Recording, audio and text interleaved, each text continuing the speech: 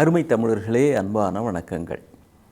அண்மையில் ஒரு கல்லூரியில் பேச போயிருந்தேன். அங்கே அந்த கல்லூரியில் ஹாஸ்டலும் இருக்குது. அதாவது வெளி ஊர்களிலிருந்து வருகிற மாணவர்கள் தங்கி படிக்கிற வசதி, விடுதின்னு சொல்லுவோம் இல்லையா, அது அங்கேயும் இருக்குது. காலேஜ்னால் ஹாஸ்டலும் இருக்கும். அந்த ஹாஸ்டலினுடைய வார்டன் எங்கிட்ட ஒரு செய்தியை பகிர்ந்துக்கிட்டார். சார், எங்கள் ஹாஸ்டலில் என்ன பிரச்சனையாக இருந்தாலும் என்னால் சமாளிக்க முடியுது. நான் இங்கே ஒரு 25 வருஷமாக வார்டனாக இருக்கிறேன். ஆனால் இந்த பிள்ளைங்ககிட்டேருந்து 25 வருஷமாகவும் ஒரு கம்ப்ளைண்ட்டு தொடர்ந்து வந்துக்கிட்டே இருக்குது அப்படின்னார். நான் சொன்னேன், இது நாங்கள் 25 வருஷமாக ஒரு கம்ப்ளைண்ட்டுன்னா அதை நீங்கள் இன்னுமா சரி பண்ணாமல் இருக்கிறீங்க அப்படின்னு. இருங்க, என்னால் அதுக்கு என்ன பண்ணுறதுனே தெரியல சார். எங்கள் பிரின்சிபால்கிட்ட கூட கேட்டுட்டேன். அவரும் இப்படி பண்ணு அப்படி பண்ணுன்னு ஏதோ தற்காலிகமாக சில விஷயங்களை சொல்கிறாரே தவிர இதுக்கு ஒரு நிரந்தர தீர்வே என்னால் கண்டுபிடிக்க முடியல சார். உங்களுக்கு தெரிஞ்சால் சொல்லுங்கன்னார். இதனோட நிரந்தர தீர்வு இல்லாத ஒரே பிரச்சனை அப்படின்னா அது வாழ்நாள் ஒரு குறிப்பிட்ட நாளில் முடியுதே, அதுதான் நிரந்தர தீர்வு இல்லாத ஒன்று. அதுக்கு கூட மருத்துவம் ஒரு காலத்தில் கண்டுபிடிக்கலாம், அது ஒரு பக்கம் இருக்கலாம்.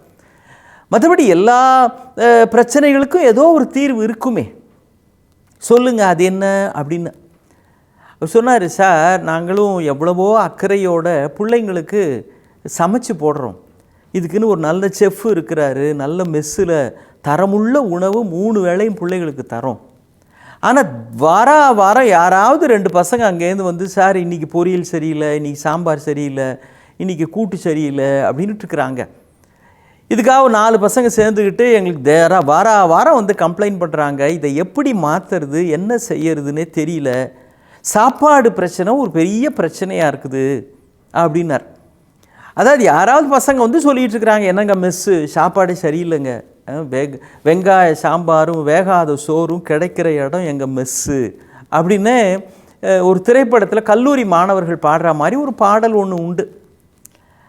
எல்லா காலத்திலேயும் எல்லா கல்லூரி மாணவர்களும் ஹாஸ்டலில் தங்கி படிக்கிறப்போ எங்கள் மெஸ்ஸு சாப்பாடு சரியில்லை, என் உடம்புக்கு ஒத்துக்கலை, ஒரு வாரம் வயிறு சரியில்லை, இப்படி ஒரு கம்ப்ளைண்ட் வந்துக்கிட்டே இருக்கும். நான் சொன்னேன், சார் இது நான் மாணவனாக இருந்தப்போ எங்கள் ஹாஸ்டல்லையும் இந்த ப்ராப்ளம் இருந்திருக்குது. நானே கூட சில சமயம் இது சரியில்லைன்னு கம்ப்ளைண்ட் பண்ணியிருக்கிறேன். உங்களுக்கு இதுக்காக சரியான சொல்யூஷன் சொல்லணும் அப்படின்னா அதுக்கு யார் பொருத்தமானவர்னா, இந்த ஊரில் நல்ல சக்ஸஸ்ஃபுல்லாக போகிற ஹோட்டல் செஃப் இல்லை அந்த ஹோட்டல் முதலாளி அவர் பாருங்கள். ஏன்னா அங்கே தான் பலதரப்பட்ட மக்கள் வராங்க. எந்த ஹோட்டலில் பரபரப்பாக விற்பனை ஆகுதோ, நல்ல பிஸ்னஸ் நடக்குதோ, அவங்கள பார்த்து நீங்கள் கேளுங்க, எப்படி இந்த சுவை உங்களை தேடி சாப்பிட்றாங்க ஜனங்க, அதை எப்படி மெயின்டைன் பண்ணுறீங்க அப்படின்ற டெக்னிக்கை அவங்கள கேளுங்க.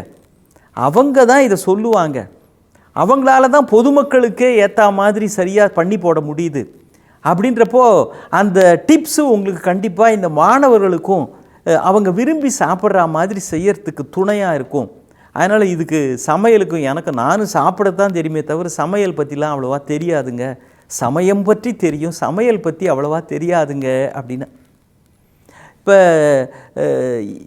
என்ன காரணம் இது அப்படின்னா, ஒவ்வொரு பையனும் வீட்டிலிருந்து பள்ளிக்கூடத்தில் +2 முடிக்கிற வரைக்கும் அம்மா அப்பா கையால் சாப்பிட்ருப்பான். அம்மா பார்த்து அவனுக்குன்னு பண்ணுவாங்க. அவனுக்கு காரம் பிடிக்குமா, உப்பு பிடிக்குமா, ஸ்வீட்டு பிடிக்குமா, என்னென்ன பிடிக்கும்னு பார்த்து பண்ணியிருப்பாங்க. இத்தனை பசங்களும் 100கணக்கான பசங்க ஹாஸ்டலுக்கு வந்தால் அந்த ஹாஸ்டலில் இருக்கிற செஃப்பு எல்லாருக்கும் ஏற்ற மாதிரி பார்த்து பண்ண முடியாது. அவர் ஒரு பொதுப்படையாக அவருக்கு தெரிஞ்ச வகையில் சமைப்பார். அதனால் எல்லாருடைய சுவைக்கும் பொருந்துவது மாதிரி சமைப்பதற்கு யாராலையும் முடியாது. கல்யாண வீட்டிலையே பார்த்தீங்கன்னா புகழ்பெற்ற செஃப்பு தான் கேட்ரிங் பண்ணுவாங்க. நல்ல பிரபலமான ஏற்கனவே எஸ்டாப்ளிஷ்டு கேட்ரிங் சர்வீஸ்பாங்களே அவங்கள தான் எங்கள் வீட்டு கல்யாணத்துக்கு சமைச்சு போடுங்கன்னு சொல்லுவாங்க. ஆனாலும் கூட நீங்கள் இலையில் பார்த்தீங்கன்னா மிச்சம் தான் இருக்கும் சாப்பிட்டு போன பிறகு. அது எல்லாருக்கும் பொருந்துவது மாதிரி சமைக்கக்கூடிய ஆள் இன்னும் உலகத்திலேயே வரல. சரி, ஆனால் சுவையான சாப்பாடு எப்படி சமைக்கிறது அப்படின்றது தெரிஞ்சுக்கிறத விட நல்ல உணவு எது அப்படின்னு தெரிஞ்சுக்கிறது நம்ம எல்லாருக்கும் முக்கியம். எது நல்ல உணவு, உடம்புக்கு எது ஆரோக்கியமான உணவு. நீங்கள் சுவையை விட்டுருங்க. இங்கே ஹாஸ்டல் பசங்கள்லாம் சரியில்லை அப்படின்னு சொல்கிறது அவன் பெரும்பாலும் சுவையைத்தான் சொல்கிறான். அவன் சத்தோடு இருக்குதா, உடம்புக்கு ஆரோக்கியமானலாம் பசங்க பார்க்க மாட்டாங்க. டேஸ்டியாக இருக்கா, எம்மின்னு பிள்ளைங்க சொல்லும், எம்மியாக இருக்கா அப்படின்னு குட்டி பசங்க சொல்லுது, அது மாதிரி இருக்கா? மம்மி சமையல் எம்மியாக இருக்கிற மாதிரி இங்கே எம்மியாக இருக்கா இல்லை அது டம்மியாக இருக்கா அப்படி தான் பார்ப்பாங்க. அவனுக்கு டேஸ்ட் இருந்தால் போதும். ஆனால் அது டேஸ்ட் இருந்தால் மட்டும் போதாது, குவாலிட்டியும் இருக்கணும், ஹெல்த்தியாகவும் இருக்கணும், அது உண்மையிலேயே நல்ல உணவாக இருக்கணும். ஃபேக் ஃபுட் அப்படின்னு இப்போ ஒரு வார்த்தை சொல்கிறாங்க. அது என்ன ஃபேக் ஃபுட்டு? இன்றைக்கி எல்லாத்துலேயும் ஃபேக் வந்துருச்சு. நண்பர்களில் ஃபேக் இருக்கிறாங்க, அப்புறம் நமக்கு ஊடகங்களில் சில வகையான அறிமுகங்கள் ஏற்படுது, அதுலேயும் ஃபேக் உண்டு. நல்ல உணவுக்கு 3 அளவுகோல் சொல்கிறாங்க. நீங்கள் அப்படி தான் சாப்பிட்றீங்களான்னு கொஞ்சம் யோசிச்சு பாருங்கள். முதலாவது, நல்ல உணவுன்னா செஞ்சு வச்ச ஒரு நாளில் அது கெட்டு போயிடும். கெட்டு போனால் தான் அது நல்ல உணவு. ஃப்ரிட்ஜை விட்டுருங்க, எடுத்து ஃப்ரிட்ஜில் வச்சுக்கிட்டு அப்படியே ஒரு வாரத்துக்கு ஓட்டுவாங்க நம்ம தாய்மார்கள், அதை விடுங்க. நல்ல உணவுன்னா அப்படியே இந்த ஃப்ரிட்ஜிலலாம் வைக்கலன்னா அது ஒரு நாளில் கெட்டு போயிடணும். இப்போ ஆப்பிள் இருக்குங்களே, அதை கட் பண்ணி வச்சிட்டிங்க அப்படின்னா ஒரு மணி நேரத்தில் அப்படியே ஒரு மாதிரி நிறமே மாறி போகும், ஒரு மாதிரி ப்ரௌனாக மாறி போயிடும். அதுதான் நல்ல ஆப்பிளுக்கான அடையாளம். ஆனால் இந்த பர்கரு, ஹாட் டாகு, என்னென்னமோ இதெல்லாம் பண்ணியிருக்கிறாங்களே, இதெல்லாம் ஒரு வாரம் ஆனால் கூட கடைகளில் அப்படியே கெட்டு போகாமல் அப்படியே வச்சுருக்குறாங்க. அந்த ஷோ கேஸில், கண்ணாடி கேஸில் அப்படியே இருக்குது. ஒரு வாரம் ஆனால் கூட கெடலைன்னா கொஞ்சம் கவனமாக இருக்கணும். அதை வாங்கி சாப்பிட்டா நாம் கெட்டுருன்னு அர்த்தம் நம்ம வயிறு. ஏன்? கெட்டு போகிற உணவில்தான் சில மைக்ரோ ஆர்கானிசம்ஸ் வளர்கின்றன. நல்ல உணவில்தான் அது வளரும். நீங்கள் கெட்டு போகாமல் இருப்பதற்காக அதில் சில கெமிக்கல் கலக்கிற பொழுது அது நமக்கு கெடுதலாக ஆகிவிடும். இது கவனிக்க வேண்டிய முக்கியமான ஒன்று. ரெண்டாவது, உருவாகிற இடத்திலிருந்து நேரடியாக உங்கள் வீட்டுக்கு வந்தால் அது நல்ல உணவு, அல்லது அதை நல்லபடி நீங்கள் தயாரித்து உணவாக்கலாம். எப்படி? வயல்லிருந்து நேராக வரணும், அது விளைகிற இடத்துலேருந்து நேராக வரணும். அது நடுவில் ஒரு ஃபேக்ட்ரிக்கு போயிட்டு வருது, ஒரு கம்பெனிக்கு போயிட்டு வருது, அங்கே சில விஷயங்களை சேர்மானமாக பண்ணி நமக்கு கொண்டு வந்து பேக்கெட் பண்ணி தராங்க அப்படின்னா கவனமாக இருங்க. அது இயற்கையோடு இப்பொழுது சில செயற்கை வஸ்துக்களும் சேர்ந்து விட்டன. எப்போவுமே செயற்கையான கெமிக்கலும் கலரிங்கும் சேர்ந்ததுன்னா அது ஆரோக்கியத்திற்கு உரியது அல்ல.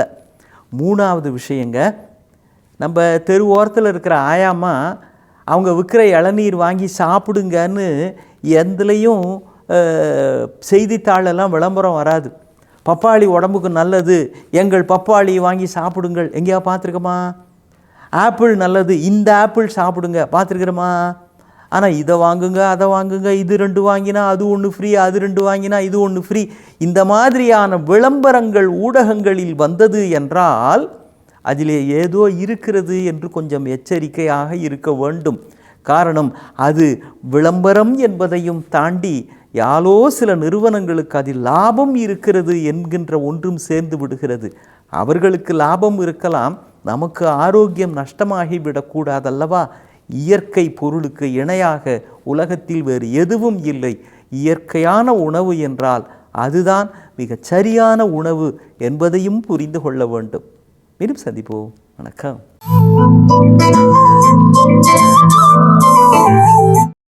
இன்னும் பல வீடியோக்களை காண சன் லைஃப் சேனலை சப்ஸ்கிரைப் பண்ணுங்க.